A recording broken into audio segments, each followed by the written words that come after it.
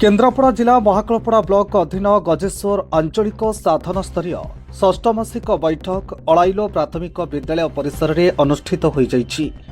ए बैठक में गजेश्वर क्लस्टर 13 गोटी विद्यालय 14 जन शिक्षक शिक्षयित्री अंशग्रहण करते। बैठक मूल लक्ष्य थिला डिसेम्बर मासर शैक्षिक कैलेंडर तत्सहित पंचम और अष्टम श्रेणी पिलांक पई जो पास फेल व्यवस्था रही से विषय आलोचना करा जायथिला।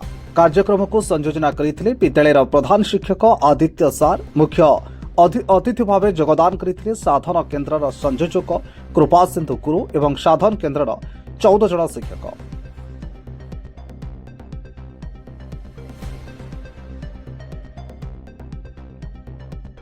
अड़ाइल पीएस रे गजेश्वर क्लस्टर षष्ठ मासिक बैठक अनुष्ठित होइछि। एही बैठक में गजेश्वर क्लस्टर 13टी विद्यालय 14 जन शिक्षक शिक्षयित्री माने अंशग्रहण करथिले।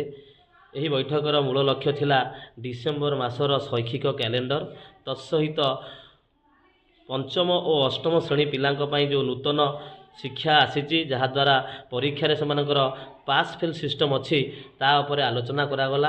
आशा करे ये आलोचना को आमर प्रधान शिक्षक एवं सहकारी शिक्षक मैंने निज विद्यालय रे भला भाव आकु कार्यकारी करेंगे एवं पंचम और अष्टम पिलांक पई एक्स्ट्रा केयर नहीं परीक्षा रे केमती भल करी उत्तीर्ण हे सेति से माने पिला मानकु बुझाइबे।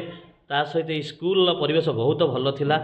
विशेषकर धन्यवाद देवी ये स्कूल प्रधान शिक्षक आदित्य सार महोदय को जे कि आमर यही 14 जन शिक्षक तथा सीआरसी मु निजे कृपासिंधु गुरु तेणु आम मानक से जो आतिथ्य प्रदान करते बहुत बढ़िया थिला। ये स्कूल समस्त शिक्षक शिक्षयित्री माने बहुत कोऑपरेटिव अटंती।